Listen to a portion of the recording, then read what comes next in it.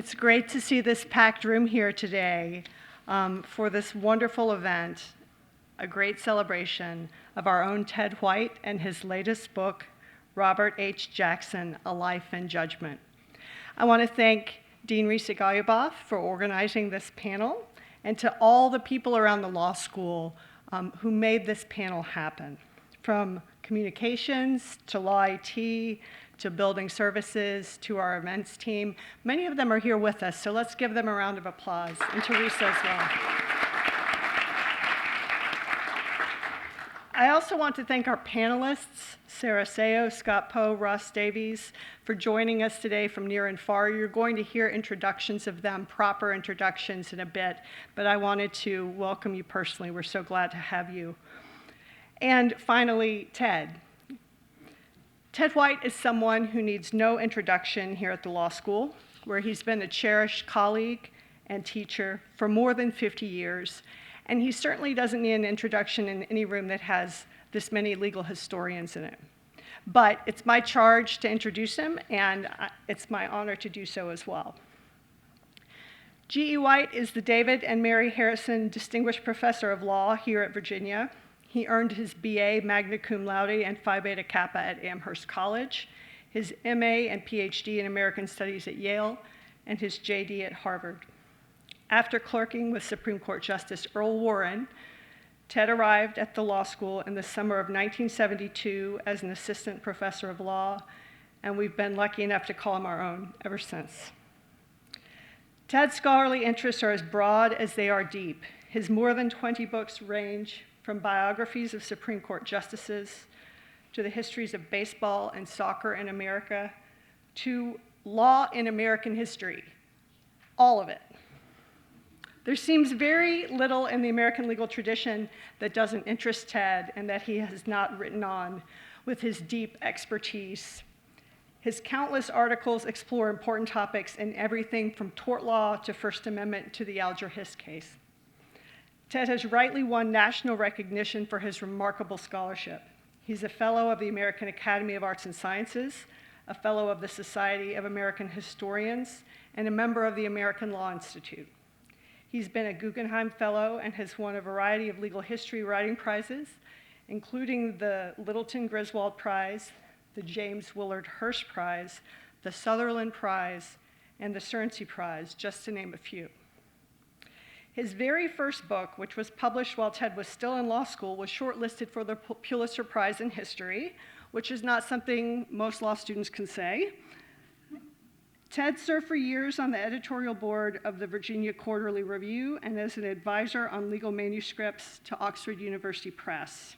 He's also served on the board of directors for the American Society for Legal History.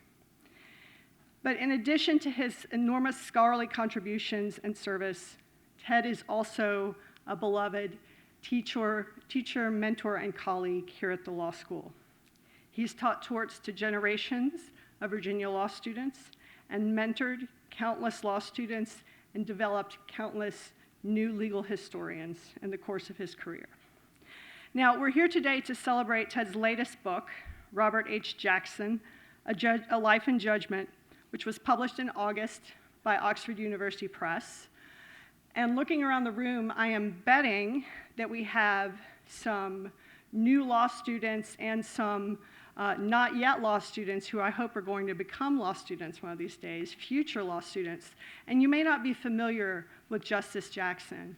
So in addition to hearing all about Ted's wonderful book, you're going to get to learn about a major figure in American legal history, a self-taught lawyer who rose to become the United States Solicitor General, then Attorney General, Supreme Court Justice, and Chief Counsel, U.S. Chief Counsel for the prosecutions of Nazi war criminals at Nuremberg. And as much as we are celebrating the book, we are also celebrating Ted himself. So Ted, although I could go on and on, I'm going to turn things over to you, but would like to do so with a large round of applause. Ted White. I'm going to start on the assumption, and it's probably perhaps unwarranted, that there are some people here that really don't know anything about Justice Robert Jackson. So I'm going to give you a little sketch of his career, and then I'll turn it over to the panelists. We'll talk more about the book later. But what I'm primarily going to do at this point is not so much talk about what I'm trying to do in the book, but just who Jackson was and why I think he's been deserving of a biography for many years. Jackson was born in the extreme northwest corner of Pennsylvania in a little hamlet called Spring Creek.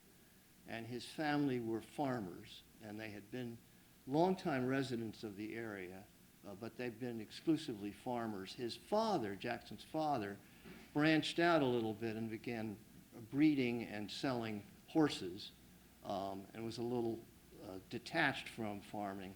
But there was a very strong tradition of staying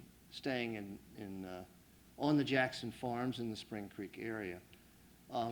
The Jackson, the younger Jackson, that is to say, Jackson's mother and father, moved from Spring Creek to Frewsburg, New York, which is close to Jamestown, New York, in the western, southwestern corner of the state. And there, Jackson began to attend high school and graduated from high school. And it was apparent as he was growing up that he was a very gifted student. And it was also apparent that he was not going to remain part of the Jackson family farm enterprise. So anyway, he went to Frewsburg High School and then took an additional year at Jamestown High School just to take some more courses. And there at Jamestown High School, he encountered two teachers who were very important to encouraging him to consider going to law. But he had already decided that he wanted to go to law. Now, in those days, Jackson was born in 1892. And he took an extra year in high school, so he's 18.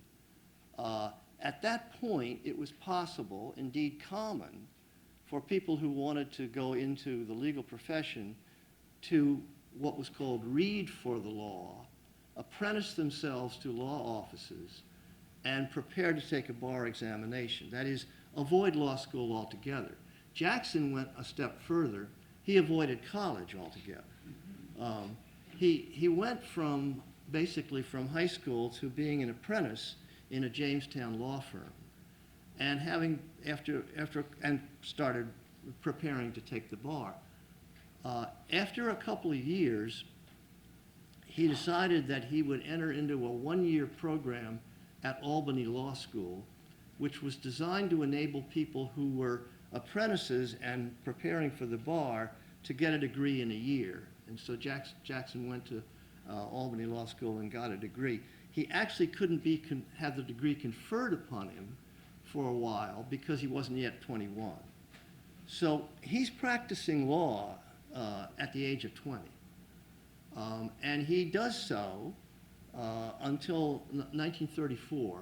He's a general practitioner in Jamestown, New York. And he has a very successful and lucrative practice, and no particular ambition of doing anything else. But along the way, he got slightly involved in democratic politics, and he met Franklin Roosevelt and met some of Roosevelt's aides. And as Jackson is progressing in his career in the late 20s and early 1930s, Roosevelt is entering politics, first as governor of New York and then, of course, as a presidential candidate. And when Roosevelt goes to Washington in 1932, he has ambitions to take a lot of people with him because his agenda is to expand the scope of the federal government, and he needs people to staff the new regulatory agencies that are anticipated by the New Deal. So Jackson is identified as one such person, and he's recruited by some staffers of Roosevelt. And he resists. He doesn't really want to leave Jamestown. But he's pressed, and some of his close friends in Jamestown say, you've accomplished pretty much anything you can do in this burg. Maybe you should expand your horizons. So eventually he enters into an arrangement where he goes to Washington and he's in the Bureau of Internal Revenue. This without any particular experience in taxation. Now, this is a common theme of Jackson's career.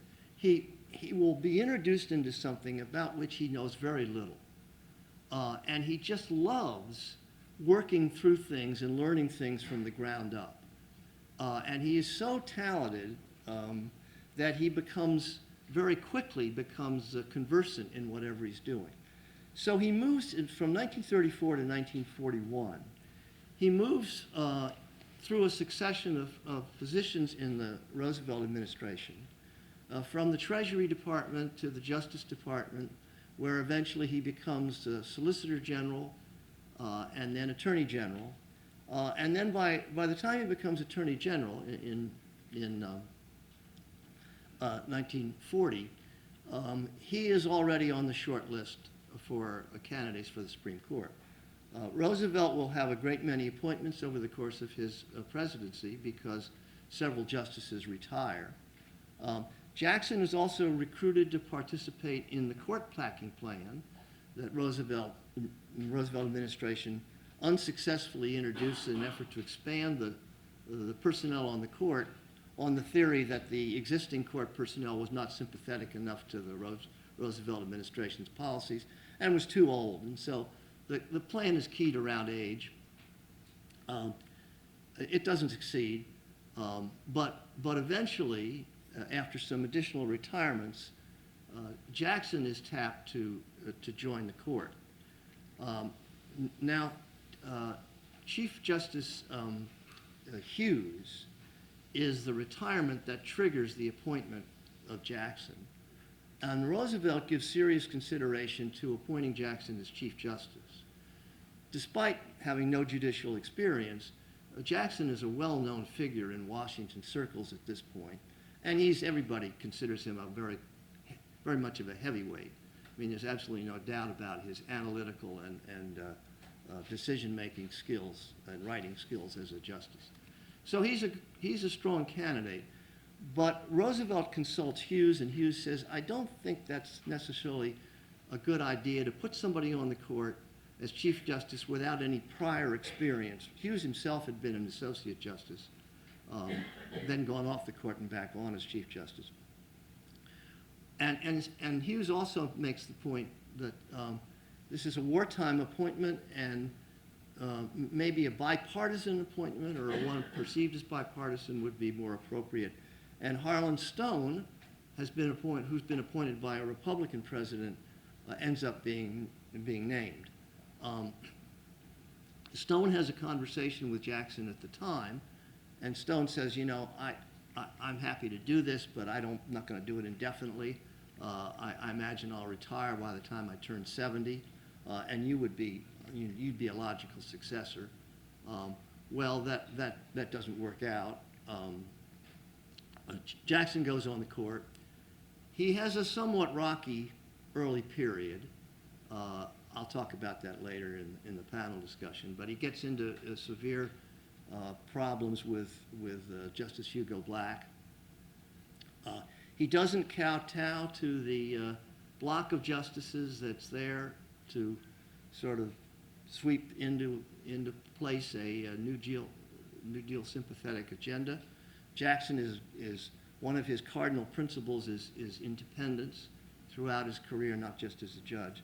So he resists this, and it's a somewhat tense period which culminates in a very nasty fight with Black, which is made public.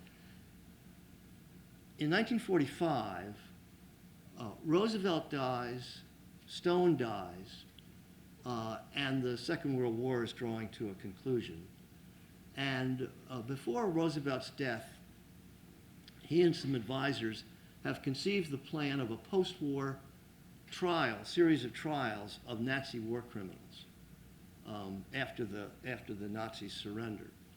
After Roosevelt dies, that plan is retained by the Truman administration, and Truman offers Jackson the opportunity to be the chief prosecutor initially of all the allied nations at Nuremberg, but that subsequently becomes just the prosecutor for the U.S. delegation. So he goes to Nuremberg.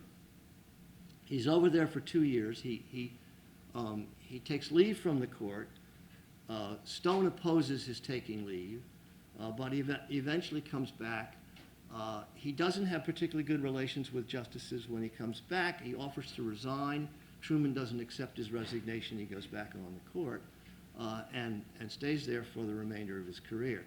The last thing I'll mention, I devote a chapter to two pivotal episodes in Jackson's later career, one involving the Rosenberg case, where Julius and Ethel Rosenberg were convicted of being atomic spies and subsequently executed. And there was a very considerable procedural challenge that they mounted before the court. There were a variety of meetings, and Jackson believed that Justice Douglas was playing fast and loose with the Rosenberg case, trying to make himself look good, while at the same time denying the Roosevelts a procedural relief. The other is Brown versus Board of Education, where Jackson is on the court for both terms in which Brown is decided.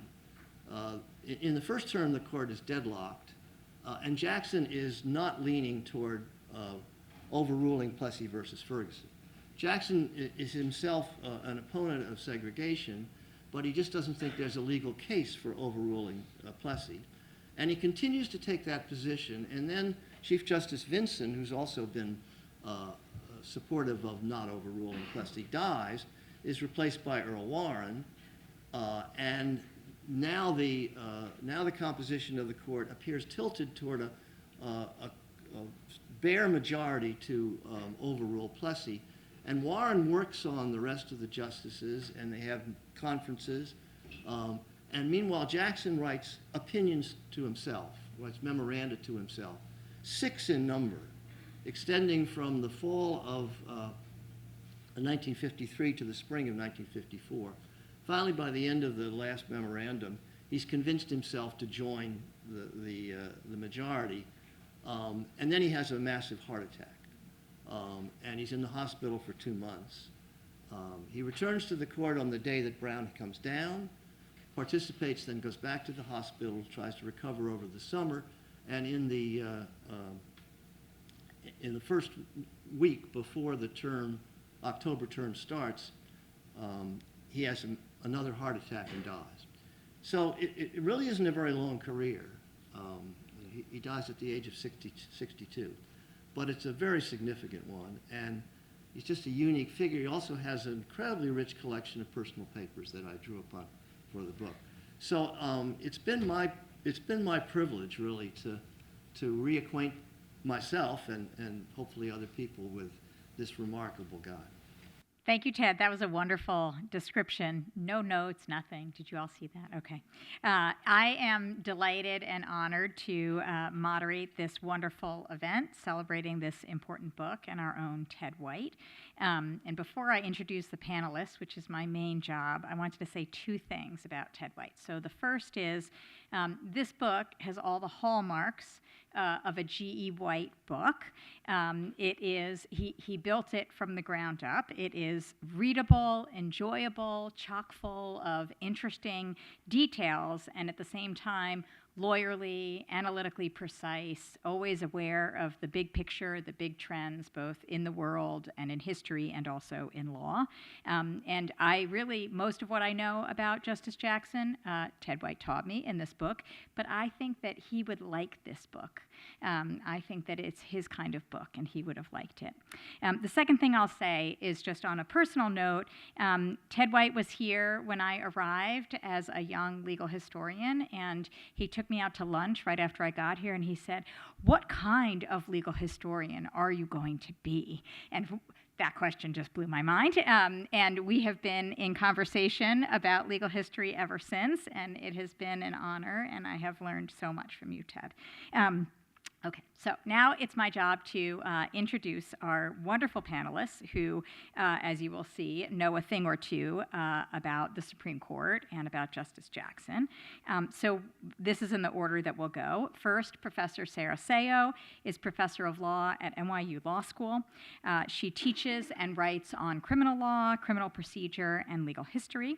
Her first book, Policing the Open Road: How Cars Transformed American Freedom, won multiple awards and was listed by the Smithsonian Magazine as one of the 10 best history books of the year, and has been cited in judicial opinions as well. She's also written many other scholarly articles, and as well as for the popular press, both nationally and internationally. Professor Sayo previously taught at Columbia University and had 2 clerkships, one for Judge Denny Chin when he was on the Southern District of New York, and one for Judge Rena Radji on the U.S. Court of Appeals for the Second Circuit. She also practiced at a major law firm. This is a welcome back to Professor Sayo, as she was our inaugural Charles W. McCurdy Legal History Fellow, and Professor McCurdy is here as well at the start of what has been a stellar legal career to watch, and we're proud to have been a small part of it. Next, we have Professor Scott Poe. Professor Poe holds the Anne Green Regents Chair at the University of Texas, where he has taught since 1971 in both the law school and then the government department, after a clerkship with Supreme Court Justice William O. Douglas, which I would love to ask Professor Poe about sometime when we're not talking about Justice Jackson. He is a leading historian of the Supreme Court and also a leading scholar of the First Amendment, and he is the author of numerous award-winning books. His most recent are America's Lone Star Constitution: How Supreme Court Cases from Texas Shaped the Nation, and The Supreme Court and the American Elite, 1789 to 2020, which has been called the best one-volume history of the Supreme Court. Poe was also a principal commentator on the 2007 4-part PBS series, The Supreme Court, and in 2019, he was named one of the Texas 10 most inspiring teachers at the University of Texas by their alumni magazine. Last and not at all least, Professor Ross Davies is a leading historian, and I think of it as a literary commentator. I don't know if that's a phrase you would use, but that's how I think of it, at the Supreme Court, among many subjects, and he teaches legal history among many other subjects at the George Mason Antonin Scalia Law School, just north of here. He is also the author of many books, including several on Justice Oliver Wendell Holmes. He joined the faculty at George Mason in 2002 after clerking for Judge Diane Wood of the U.S. Court of Appeals for the Seventh Circuit, and practicing at Gibson, Dunn and Crutcher and Shea and Gardner, which is now Goodwin Proctor. Professor Davies is a member of the American Law Institute. He is also on the editorial board of the Supreme Court Historical Society's Journal of Supreme Court History and the editor-in-chief of the Green Bag. In other walks of life, he edits the Gazette, a journal of detective fiction. He is a 2-time winner of the Doug Pappas Award from the Society for American Baseball Research, and he is a charter member, and I do not know what this is, but maybe he will tell us, of the Bill the Cat Buyers Club. Okay, and now I turn it over to Professor Sayo to get us started. So Ted, I'm grateful for this book that you wrote for at least 2 reasons. One, it's been, as Risa mentioned, a decade since I was here as the McCurdy Legal History Fellow. And your book has brought me back, so thank you for that, and for inviting me to this panel to celebrate your accomplishments. And 2, I'm working on a book on the history of federal conspiracy laws, and unexpectedly, I've stumbled onto Jackson and the Nuremberg trials, so your book comes at the perfect time for my research. And so I'd like to share a few things that I found particularly insightful and helpful about your book. It's not just the fascinating details, like the challenges of setting up and prosecuting the world's first international trial, which I and many others will now have to cite. Beyond these very important details, the work of a historian, and especially a biographer, is to capture the complexities of personality. Do they really mean what they did, said, or wrote? And this is on one level about how we read our sources, and sometimes it's sort of like being an armchair psychologist. And Jackson was a very complicated person. At portraying a human subject, Ted is very deft. The last paragraph of the book is a great example. Ted writes, "I've been struck by how difficult it is to encapsulate him, Jackson, other than in contradictions.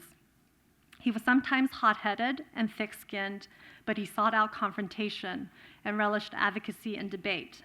He was something of a man about town, but he resisted intimacy and was quite selective in his friends." Ted goes on with the contradictions and ends with the final contradiction. He was genuinely unhappy on the court when he left for Nuremberg, but he nonetheless returned and never considered resigning after the 1946 term. So I've been grappling with Jackson's contradictions, and Ted's book reassures me that this is completely normal. So thank you for that. Which leads me to a question. I wonder whether Jackson also had conflicted feelings about his time at Nuremberg. As Ted mentioned, Jackson found the work fulfilling. He said in his oral history, "I regard the Nuremberg trial as a high point of my experience," and he thought history would see it as a professional accomplishment. But I wonder, can we take this sentiment spoken near the end of his life at face value, or should we psychoanalyze them? Of course, biographers can't talk to their subjects, so we have to look for contextual clues. And one such context is the criminal law aspect of the Nuremberg trial, which might shed further light on whether Nuremberg was a success for Jackson, and just as importantly, whether Jackson himself thought Nuremberg was a success. So the criminal law angle has to do with vicarious liability. And this is the idea that someone can be criminally responsible and punished for a crime that they didn't commit. Now, a fundamental principle of criminal law is that liability is personal, not vicarious. But there are exceptions, and a common one is aiding and abetting, which requires that one intended the offender or the principal to commit the crime, that's the mens rea, and actually aided in the crime, and that's the actus reus. So say that I gave my friend a hammer with the intent that my friend break in and steal a loaf of bread from the bakery. There's mens rea, I intend my friend to commit the theft, and actus reus, I gave the hammer. I myself didn't steal the loaf, but I can be held vicariously liable for my friend's theft. But what if there's no mens rea and there is no actus reus? What if I join a group that's going to steal bread from a bakery? And unbeknownst to me, part of that group also decides to murder the baker. I had no idea that they were going to commit murder, and I didn't participate in it. Should I be held vicariously liable for the death just because I was part of the group that was going to steal bread? That was the question in 1946. And it was an issue raised in two places, Nuremberg and the US Supreme Court. In the case, Pinkerton versus United States, decided in 1946, the Supreme Court said yes, and held that one can be punished for a crime committed by a co-conspirator even if there was no mens rea and no actus reus. And the only requirements for this expansive form of vicarious liability were: one, there was a conspiracy, and two, the crime was committed in furtherance of that conspiracy. Now, criminal law folks here know that that's referred to as Pinkerton liability, and it's live and well in federal courts today. To give you an example, in 2022, just 3 years ago, the Second Circuit held that defendants in a gambling conspiracy can be held vicariously liable for arson committed by a co-conspirator. So Jackson, I'm not going to skip that one. Jackson didn't participate in the Pinkerton appeal because in 1946, he was in Nuremberg. But while the court was deciding the Pinkerton case, Jackson was arguing for Pinkerton liability against the Nazis. Although Jackson wasn't the only one who had the idea of charging the Nazis with conspiracy in order to apply vicarious conspirator liability, he was the one who introduced the theory to international law. I won't go into where Jackson got this idea, except briefly to say that charging conspiracy had become a common prosecutorial strategy in the United States by the early 20th century, mainly because of all the evidentiary shortcuts allowed specifically in conspiracy cases. And vicarious liability is just one example of that shortcut because it saves prosecutors from having to prove mens rea and actus reus because there's no mens rea and actus reus requirement. And Jackson understood these practical advantages because, as Ted mentioned, he worked in DOJ. This is him at DOJ, in the antitrust division, where most, maybe nearly all of the antitrust cases were conspiracy cases. He also mentioned, as Ted mentioned, in the Bureau of Internal Revenue and the Justice Department's tax division, and these were the agencies that brought cases like Pinkerton. Pinkerton was a non-payment of taxes case. So he brought this experience to Nuremberg. During negotiations on the creation of the International Tribunal to try the former Nazi leaders, the Soviets objected to the American proposal to also try Nazi organizations. And Jackson explained, this is a transcript of the conference, why that was necessary by arguing that the organizations were evidence of a conspiracy. And the goal, Jackson explained, was to utilize the conspiracy theory, which renders everyone who participated liable for the acts of every other. So Jackson had his way, which is reflected in the final paragraph of Article 6 of the International Military Tribunal Charter. It says here in the last paragraph, leaders, organizers, instigators, and accomplices participating in the formulation or execution of a common plan or conspiracy to commit any of the foregoing crimes, and the foregoing crimes are the three enumerated crimes there, crimes against peace, war crimes, and crimes against humanity, are all responsible for acts performed by any persons in execution of such plan. So Jackson got Pinkerton liability into the charter. Then he maneuvered to be in charge of prosecuting conspiracy.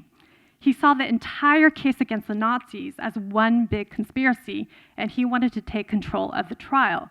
And it's revealing that when he drafted the indictment, he brought conspiracy as count 1, even though it's not one of the 3 enumerated crimes in Article 6. And before the tribunal, that's a panel of judges at Nuremberg, Jackson made the strong argument. This is a transcript of his argument, and I've pasted places where he makes the argument, but I've boiled it down to 2 points. 1, membership in the Nazi Party constituted conspiratorial combination, that is, there was a conspiracy. And 2, that conspirators were liable for the substantive offenses committed in furtherance of the criminal plan, even without mens rea or actus reus.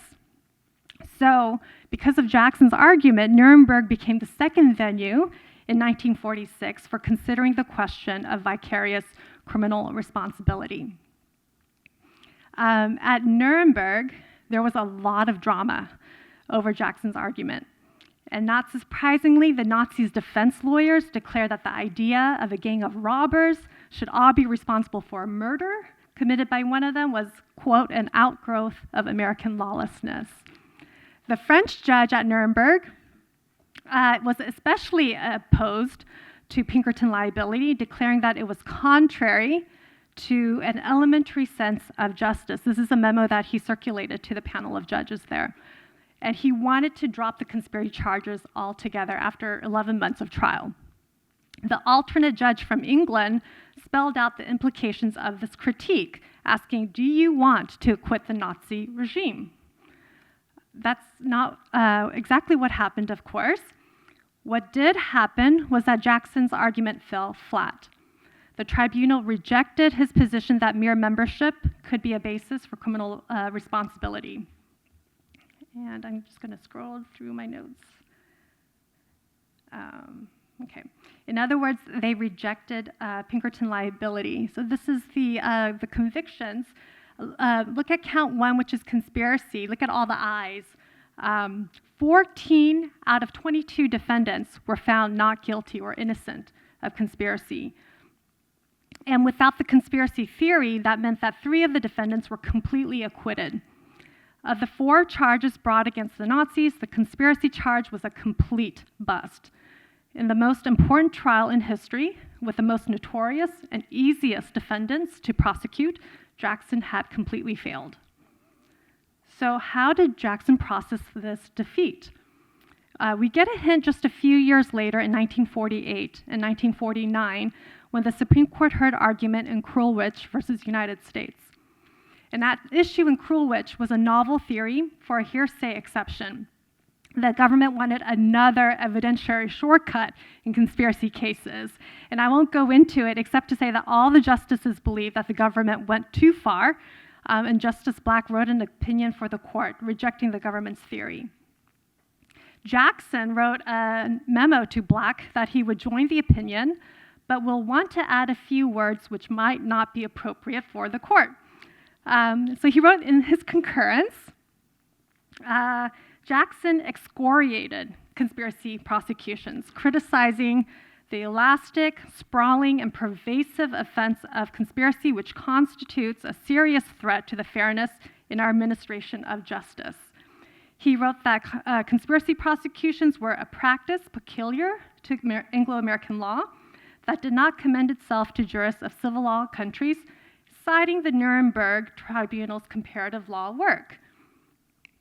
His concurrence then lamented the recent tendency of the court to expand this elastic offense and to facilitate its proof, giving as an example of the court's decision in Pinkerton, which he said rested on a novel and dubious theory. And of course, Jackson didn't participate in Pinkerton because he was at Nuremberg pursuing the same dubious theory.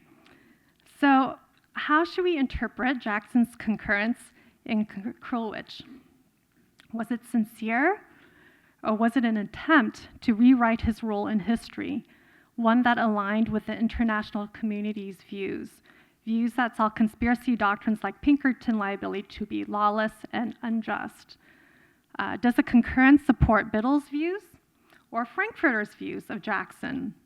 This is what I get from Ted's book. Biddle was the American judge at Nuremberg, and afterwards he wrote that he became convinced that some more enduring sense of failure or of disappointment haunted Jackson, and that Jackson was fundamentally empty or hollow inside.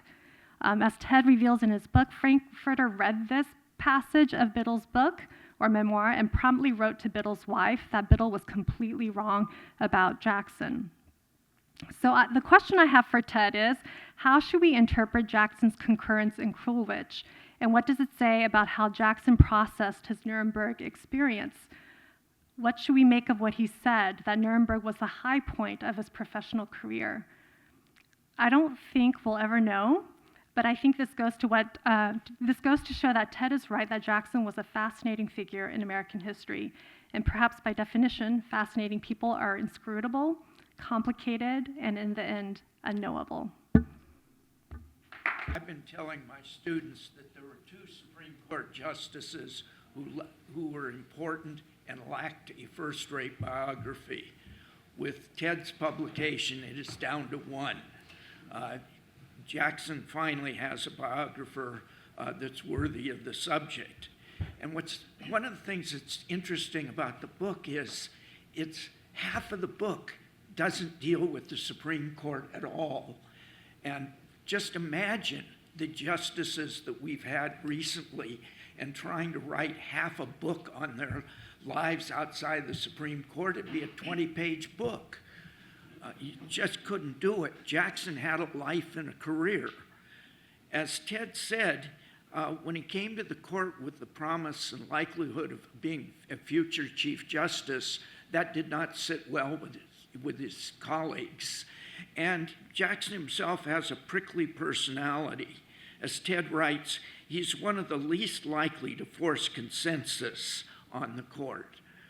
He only had one close friend, that was Felix Frankfurter, and he wasn't happy with the cases, wasn't that interested in the cases in his first few years on the court, and that caused him, in Ted's words, to focus more on personality of his colleagues, which he was not altogether appreciative of.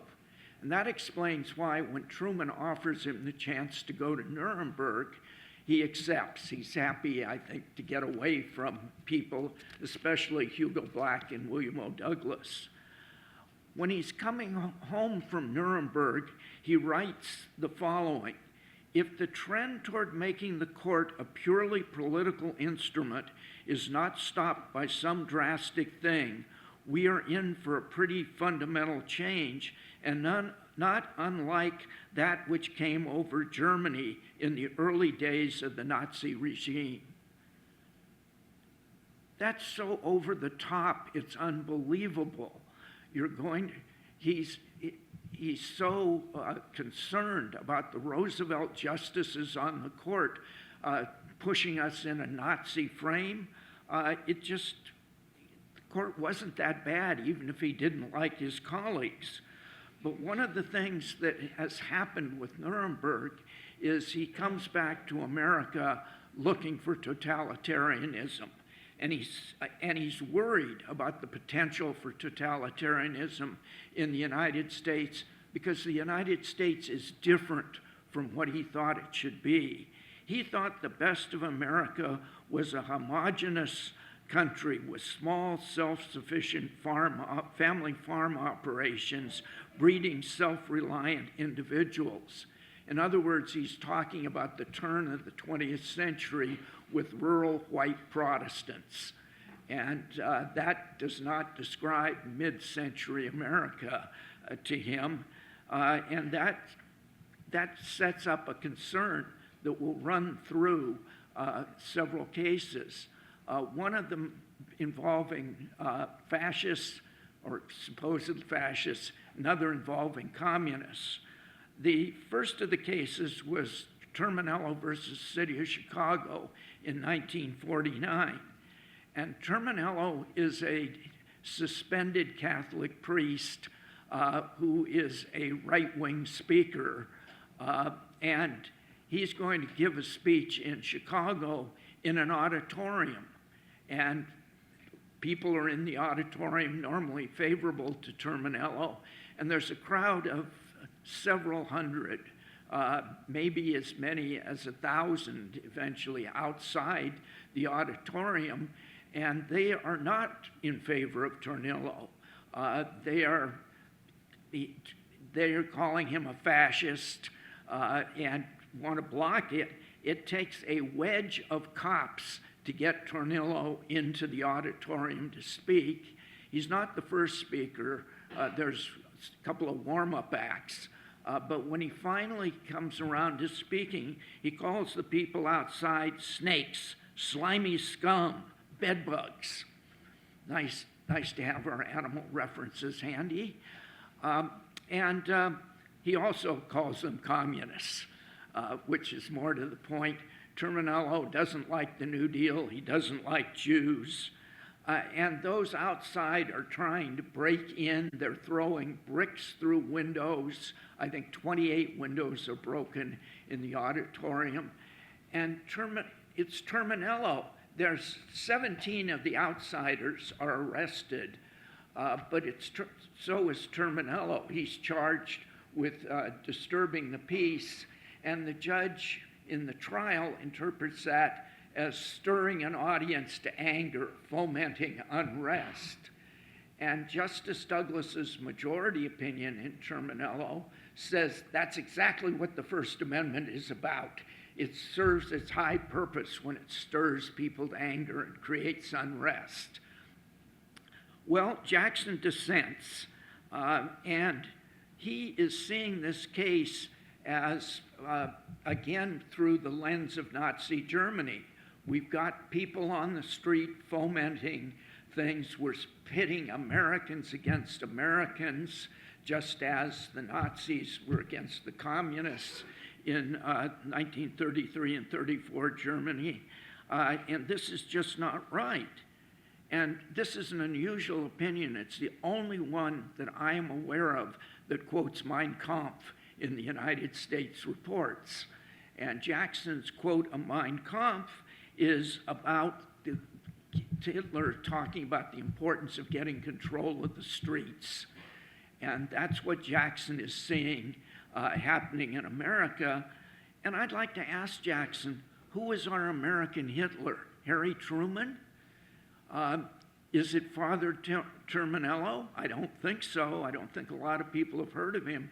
It might at one time have been Father Coughlin, the radio priest, but Father Coughlin has been silenced for 9 years. In any event, he's a Canadian, so he isn't going to be a future president. It's just Jackson's time at Nuremberg, I think, has caused him to move the European experience onto the American streets, whether it applies or not. And that ties in again with the statement that I read from him about the type of America that he thinks was best, our nice white Protestant rural America. Well, the other case involves the conviction of the leaders of the Communist Party. And this comes to the court in 1951. And Jackson, from his time in Nuremberg, is basically sees communism as just as bad as Nazism. His dealings with the Soviets in Nuremberg had convinced him this was all bad stuff on that. And as he would write, the Communist Party is effectively a state within a state, an authoritarian dictatorship within a republic. These are just, they're not loyal to the country. And his analogy, instead of to Nazi Germany, is to Czechoslovakia, in which in 1948 there was a successful communist coup taking over the country. And he's worried, apparently, about that in America because he writes, a conspiracy may be an evil in itself, independently of any other evil it seeks to accomplish. And that's a basic slam at William O. Douglas, who's read the 16,000 trial pages and said if they'd ever committed a bad act, that would be one thing, but they've just been reading books. The leaders of the Communist Party haven't done anything. They aren't teaching sabotage, or they aren't engaged in espionage.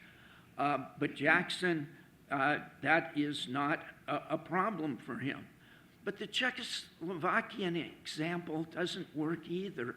The Communist Party in Czechoslovakia was invited into the government. Communists weren't invited into the American government. To be sure, you had Alger Hiss in State Department and Harry Dexter White in Treasury, but they weren't coming in as communists. They were coming in as New Dealers.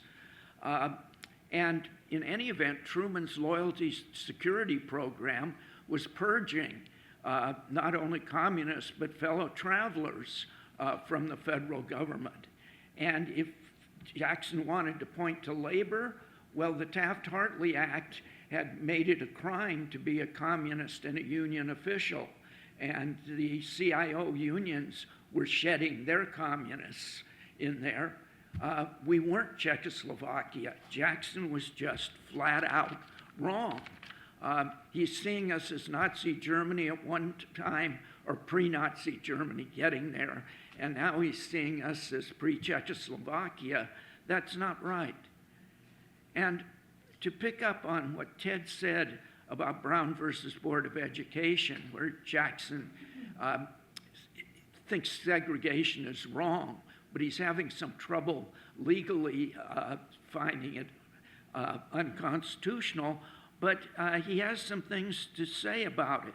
Initially, he said he suspected it would rapidly disappear as African Americans increasingly entered business and the professional sectors of the economy.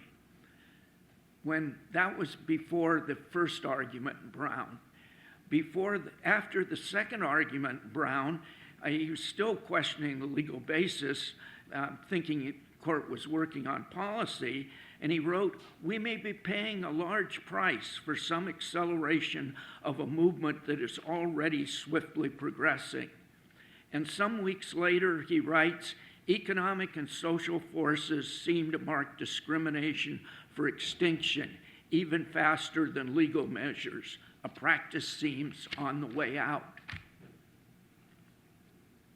Growing up in Pennsylvania and especially in New York, he didn't have a lot of African Americans to deal with. He's talking about the American South that just simply didn't exist.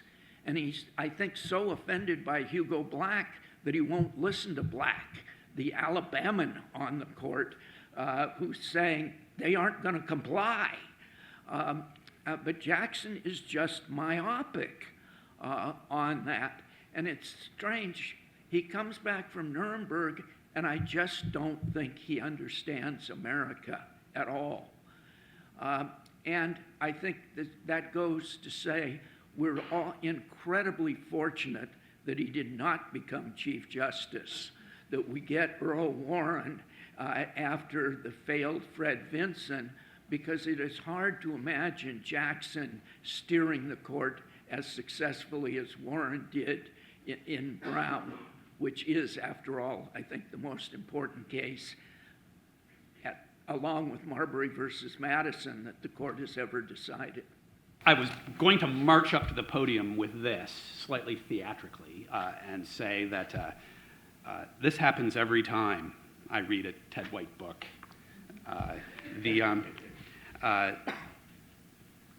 He's an odd author in a couple of ways, and I'm going to give you the ones that are most appropriate for today, and that is from 1976 to 2025. The best profile of Robert Jackson in print was not a book. It was a chapter in a book called The American Judicial Tradition, written by Professor G. Edward White, right? Who acknowledges in his introduction here that was really, or should be looked at in retrospect, as sort of a work in progress, a start, right? He basically wrote the best available story about Robert Jackson, but it was sort of an Easter egg.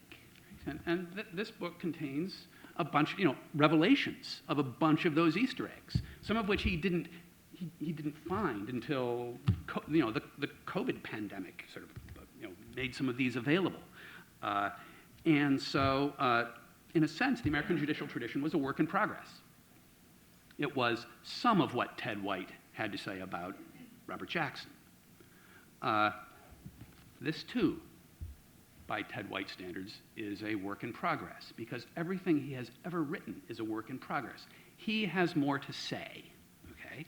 And he has left us with all sorts of Easter eggs. And so if you ever have to teach a subject about which he's written, just buy whatever book he has and read it as this is the best biography ever written about Oliver Wendell Holmes Jr., okay?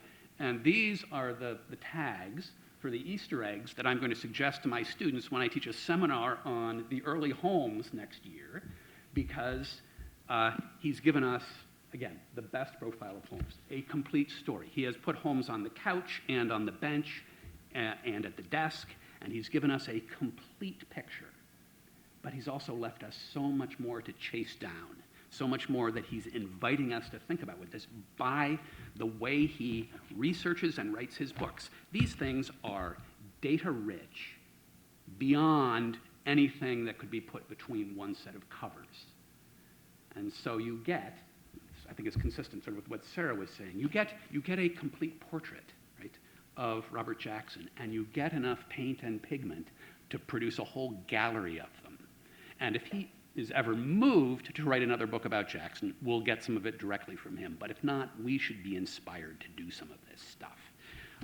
I did not bring an exhibit of what his book on baseball has done to me. That it basically fills a bookcase, right? And he's only done the first half of the 20th century. So when are we going to get the second half? Maybe that's a question for later.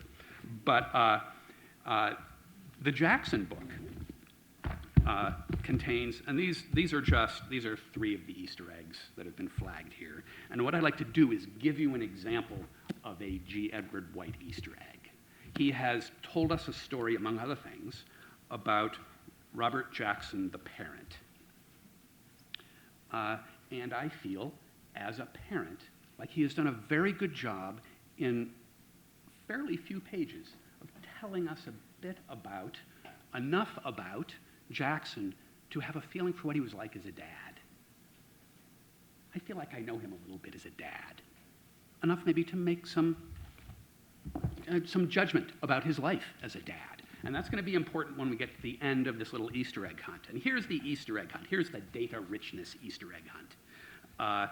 It is well known, it is understood, right, that in 1934, a couple of representatives of FDR managed to partly twist Jackson's arm and partly persuade him to do in 1934 what he had not done in 1930. In 1930, Jackson, who was then a brilliant, successful, rich private lawyer in New York who had been a supporter of FDR when he was campaigning for governor, in 1930, FDR offers him a position in New York state government. And Jackson says, thanks, but no thanks. I like what I'm doing in Jamestown. I'm going to continue.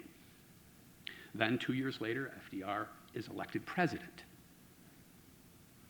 And 2 years after that, Jackson finally agrees to serve Jackson in public office. But what we also know from the parents' story is that the Jackson family, Robert and Irene, parents, and William E. and Mary Margaret, son and daughter, are aware that the high school, the public high school in Jamestown, which is a perfectly good school, is going to undergo massive construction to accommodate a larger population. And during the construction, the way the school board is going to handle classroom activities is that half the high school will go to school in the morning and then spend, these are teenagers, right? Spend the afternoon at home hitting the books, right? And the other half will be hitting the books in the morning. Teenagers would never sleep in, right? And then come into school in the afternoon. The Jacksons, being parents who care about education and have, frankly, a brilliant child about to enter high school, William E., decide this is really not good, and so we're going to send him to boarding school. Now, this is the Robert Jackson who believes strongly in the values and the culture and the environment of what amounts to the Western Reserve and northeastern United States. Fortunately, just a couple of hours to the west, there is one of the best boarding schools in the United States. It's in a small town in northeastern Ohio called Hudson. And the name of the school is the Western Reserve Academy. It's still famous, and it's still a superb school. And it has the things that the Jacksons want. First-rate education, boarding school for William, and it's not too fancy. Yes, it's a boarding school, so the people there are, for the most part, at least moderately affluent, and not too churchy. Doesn't mean there's no faith. Doesn't mean there are no hymns in the chapel, once a week or what have you.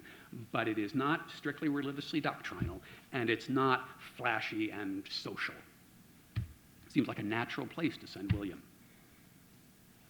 Oddly, the Jacksons, with those values and that need, send their child to St. Albans School, which is the coolest, flashiest boarding school in Washington, D.C., where he enrolls in 1933, shortly after Franklin Roosevelt is elected president, but seemingly before the Jacksons have any idea they're ever going to move to Washington, D.C., before anyone from the Roosevelt administration has approached him.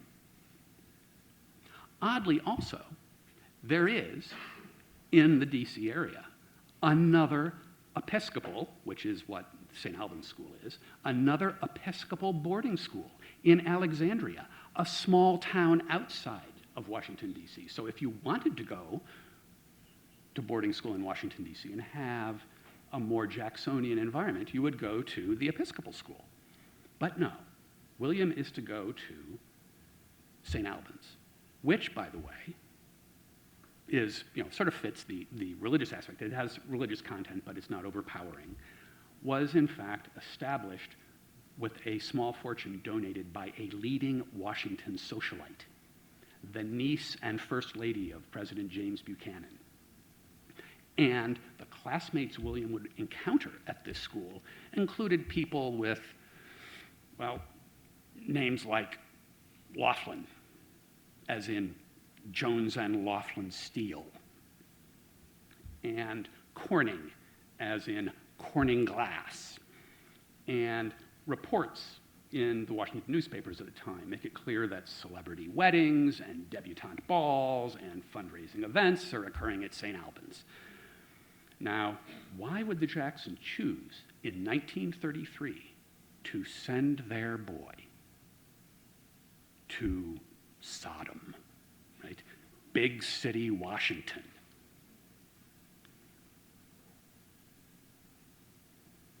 And conveniently, to a boarding school that also accommodates day students. So if by some strange chance William would end up with a home in Washington in which he could stay, he could still attend that school. I have no idea, but darn it, I am going to find out, because Ted White has left all those breadcrumbs there, right? He has not selected those facts because they were the only facts he had to put in this book. I'm sure some of you have too. I've seen the Jackson papers. They stack all the way to the ceiling. He has plenty of material to work with. What he's giving us here is a picture of Robert Jackson, who, with Irene, his spouse, decided to send their child out of upstate New York, out of wholesome small farms, small horse farming, small whatever farming country, to Washington, D.C., a few months before he would sigh and agree to come to Washington. I have no idea, but I do know that I'm going to go look in some places I would not otherwise have looked for clues to this. And if I don't find it, my guess is one of these enterprising UVA students, current or future, will find this as well, because these are the kinds of things that Ted inspires the rest of us to do. Who was Robert Jackson? Was Robert Jackson someone who would, and this gets back to why it's worthwhile to have an understanding, an armchair, or on the couch kind of understanding, armchair psychologist that Sarah was talking about, feeling about Jackson. Jackson was a good dad. I know that. I think Ted knows that. It comes through in the way he writes about him. Ted does not say anywhere in here, oh, Bob Jackson's a good dad. It comes through in the way he tells the story. I have high confidence in that. Would a man like that and a woman like Irene Jackson, who from their correspondence with their kids both seem like very caring, supportive parents, would they treat a child as an instrument? Would the Jacksons send young William to Washington, D.C. to signal, run a flag up the pole, signal to FDR and the administration, we'd come if you invited us? No, they wouldn't. You don't think so, right? They wouldn't do that kind of thing with William. Not a chance. So if they wouldn't do that, and they did want a stable, solid high school experience for William, why Washington, D.C.? They must have known something. Something that they knew with sufficient certainty that they would, with confidence and comfort, bet their son's happiness on it, rather than either yanking him further away from his family or moving off to another boarding school. Imagine going your first year of high school one place and your second year of high school somewhere else, particularly if, and again, this is something that comes through a little bit in the book, if you are, in fact, a slightly fragile high school student.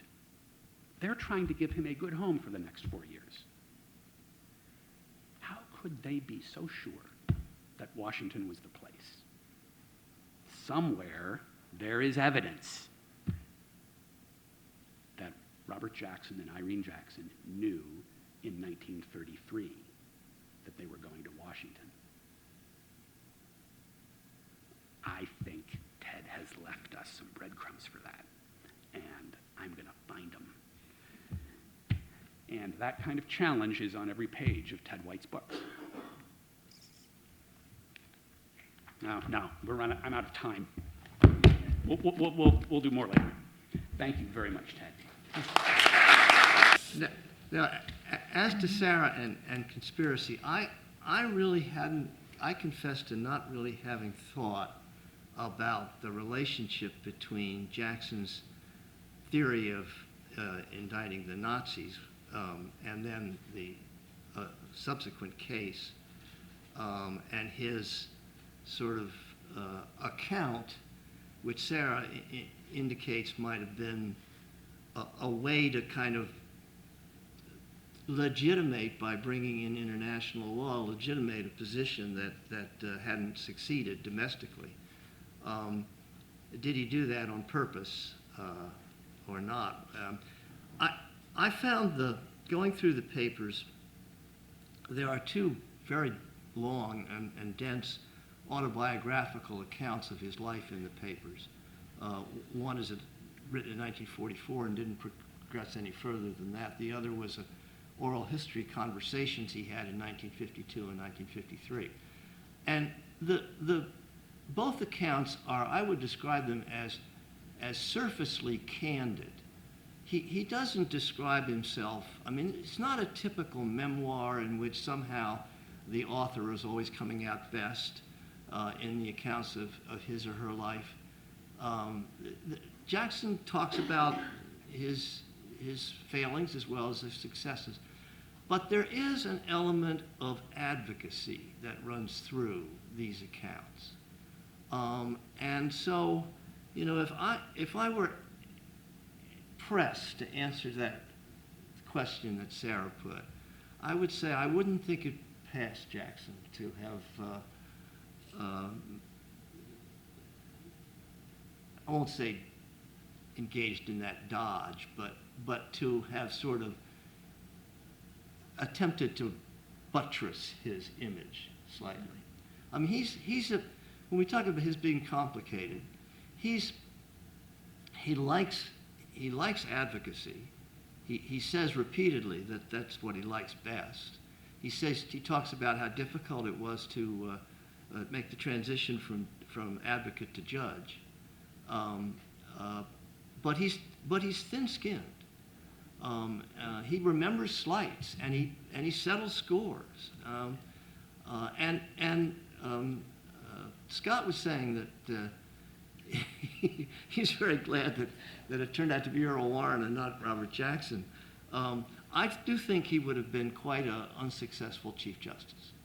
I know it would take William Rehnquist, who was a distinctly loner as an associate justice early in his career. He's often the only person dissenting in cases.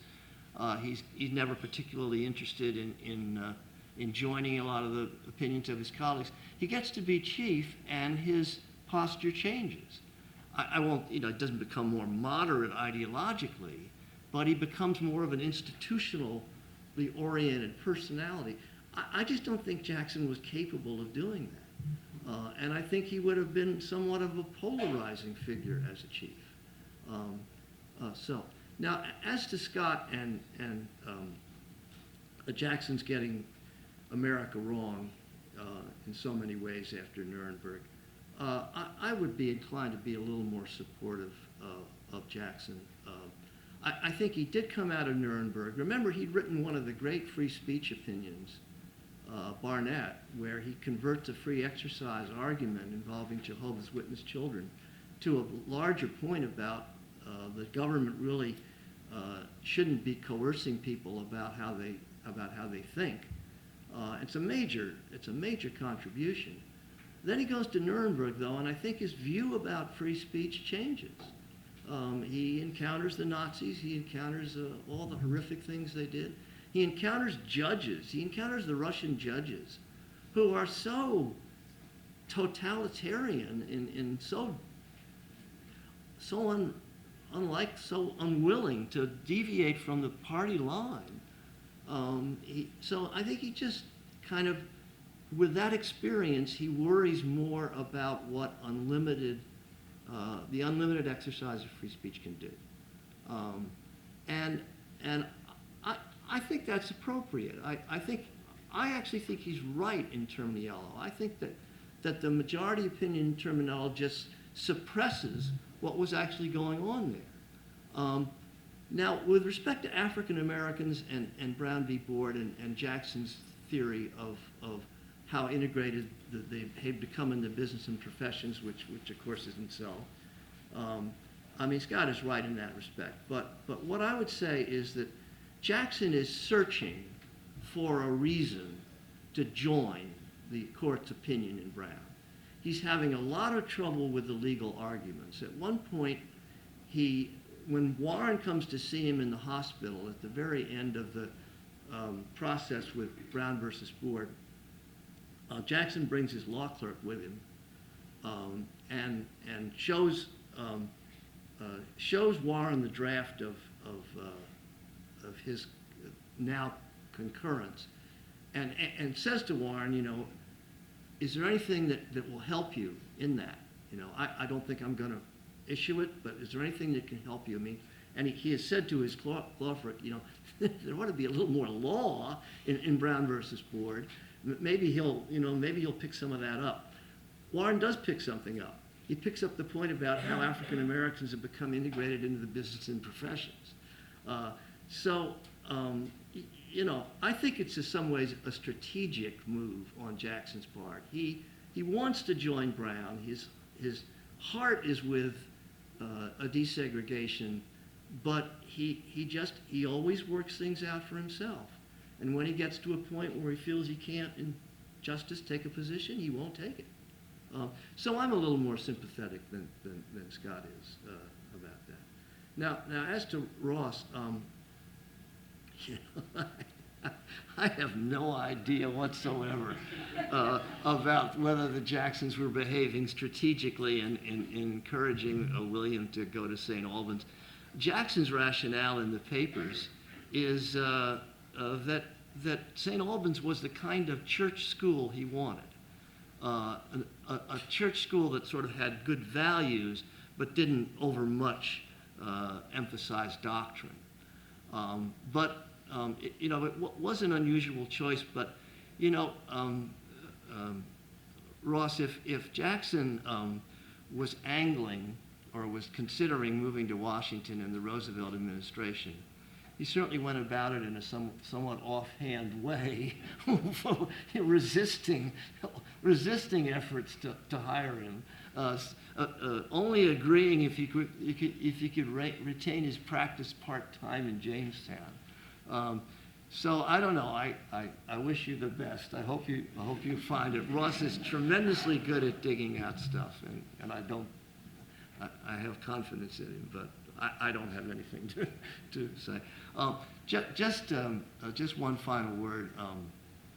I just want to mention that these are not just people whose work I admire, but people with whom I've had good friendships. Sarah and I go back to the time she was first here.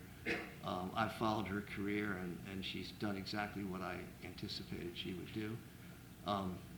Scott Poe and I go back to the time when I was first on the law market and interviewed Texas and was unsuccessful in my application. Scott believed at that time it was a mistake. Scott doesn't remember this, but I at one time had to teach a course in mass media law. This was before the internet. And it was sort of about broadcasting, electronic media and print media, and how the court was developing inconsistent positions. Scott has a very important book on that called Regulating Broadcast Programming. And without that book, I couldn't have gotten through the course, Scott. So it's great to have you back. And with respect to Ross, somebody described him as sort of a literary editor type. He is one of the great editors of our generation. He is not only the editor-in-chief of the Green Bag, he is the editor-in-chief of the Supreme Court Historical Society, and he is the indispensable person in the Green Bag. I mean, one can't imagine the Green Bag without Ross. And his tentacles are going to be all over the selections of the Journal of Supreme Court History. So I send my stuff to him. I send my drafts to him because I know he's going to read them carefully and improve my work. So I'm delighted to have everybody back with me. have enjoyed this thoroughly. Thank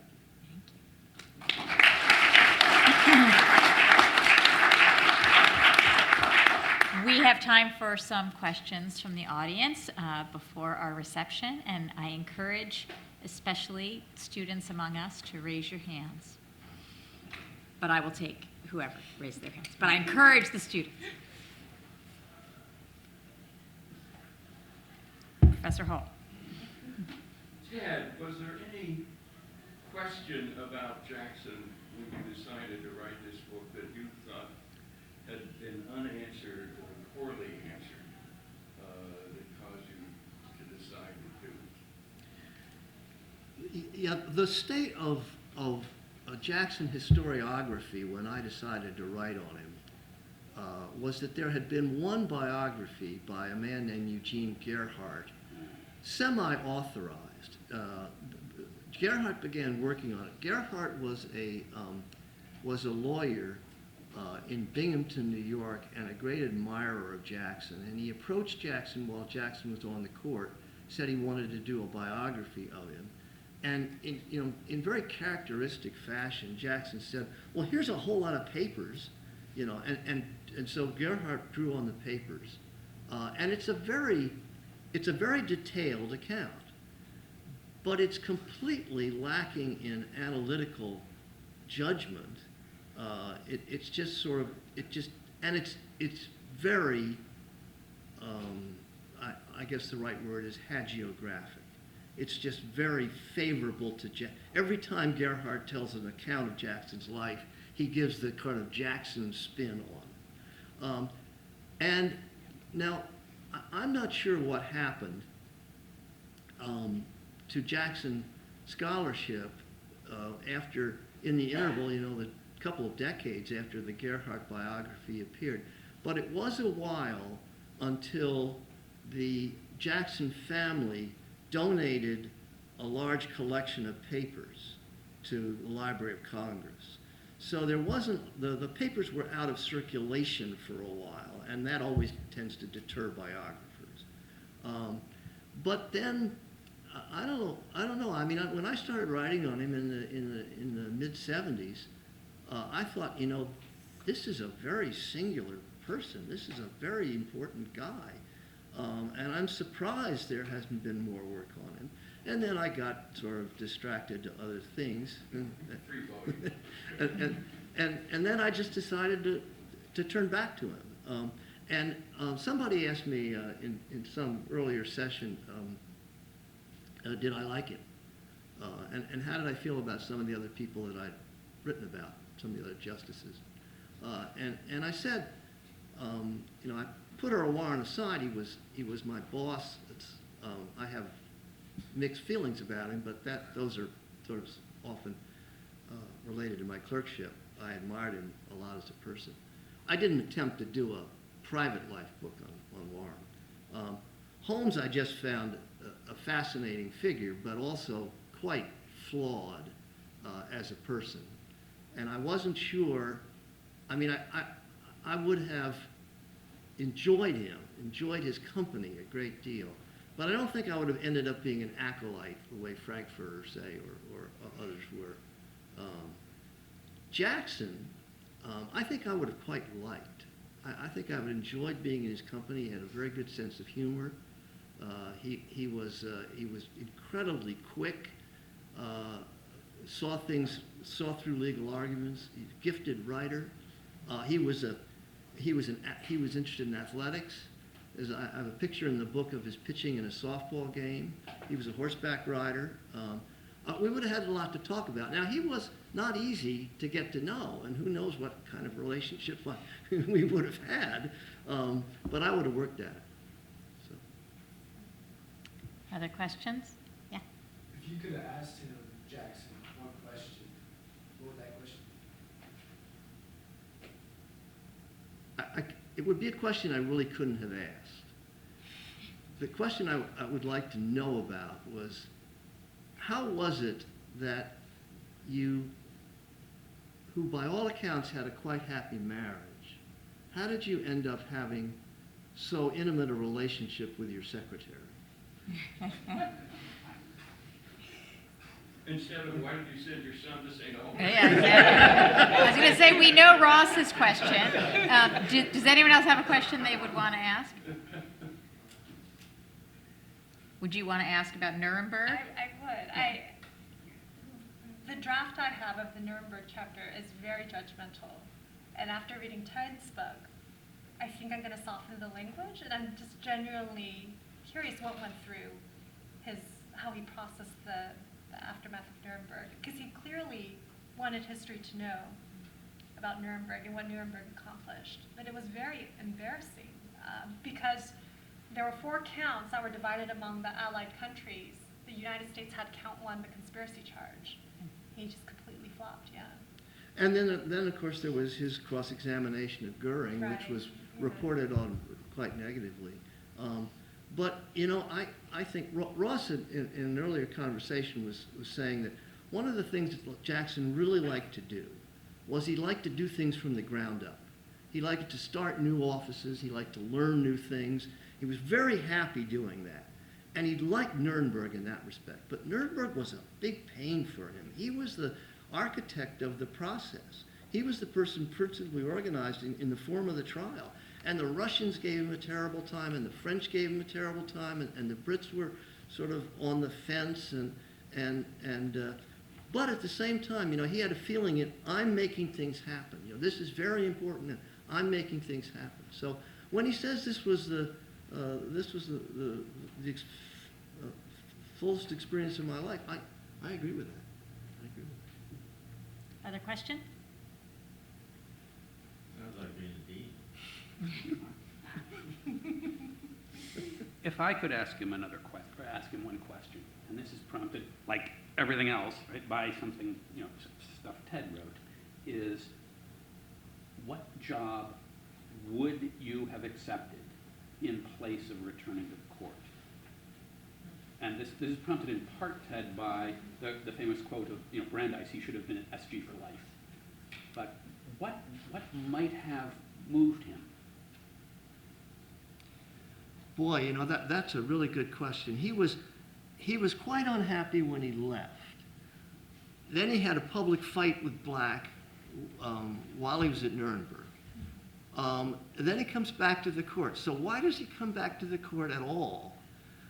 And I think the answer is, you know, where else would he go? You know, where else would he go? I mean, he's a Supreme Court justice. What else are you going to do? It's not like he's going to, you know, be the head of a foundation. He wasn't, you know, he could have been a very successful legal academic, but I just don't think it was his style. He could have gone back, you know, one thing he could have done, Ross, in a different generation, he could have been, instead of Arnold, Fortas, and Porter, it could have been Jackson, X, and X, having a, you know, big-time Washington law firm. But I don't know, you know, he's inscrutable. We have time for one last question. Is there one more question? Come on, Chuck McCurdy. He prosecuted the guy who founded the art museum in Washington. Yeah, Jackson, Andrew Mellon. and that was a hell of a brouhaha. I haven't read your book. I've read very derisive accounts of Jackson's performance in that particular game. What do you think? I don't agree. The prosecution of Mellon was dumped on him because the Roosevelt administration wanted to make a spectacle of this wealthy guy who's not paying taxes. And they started out, they wanted to indict him for fraud. Jackson says there's no possibility he'll get indicted for fraud. There's no fraud case, and the indictment's going to be a grand jury in Pittsburgh where Mellon is from. And he said, you got to do it. So he does a very effective brief for fraud. They don't indict him. Then it goes to the Board of Tax Appeals. And his lawyer, who's very effective, keeps saying, well, you know, he's just going to give all these paintings he's going to create a national gallery and give all these paintings. And he can take a tax deduction for that. That's highly appropriate. And Jackson says in his account of the trial, each time I seem to be scoring a point, Mellon's lawyer would make announce another donation. So no, Chuck, I don't think he made a mess of it. I think, in fact, I think it serves notice to the rest of the Washington legal community that this guy's a formidable player. May I chime in very briefly on this? Ted White is underselling himself here as a storyteller. And I have to look, I don't have this page marked. I don't have it down for one of these searches. But where do you tell the story about, or you tell that business, Ted, about the Madonnas? What is that every time Jackson makes a point, out comes another Madonna, right? So it's not just another painting, it's another Madonna. And this was a joke between Jackson and Frank Hogan, right, who was representing Mellon, right? Yes. Yes, and they know each other well. And, yeah. Jackson was quite capable of laughing at himself. That's one thing I like about him. With that, I invite you to join us for some refreshments in the corner, and to once again thank Ted White for this book and our panel for what a wonderful hour and a half we just had. Thank you all.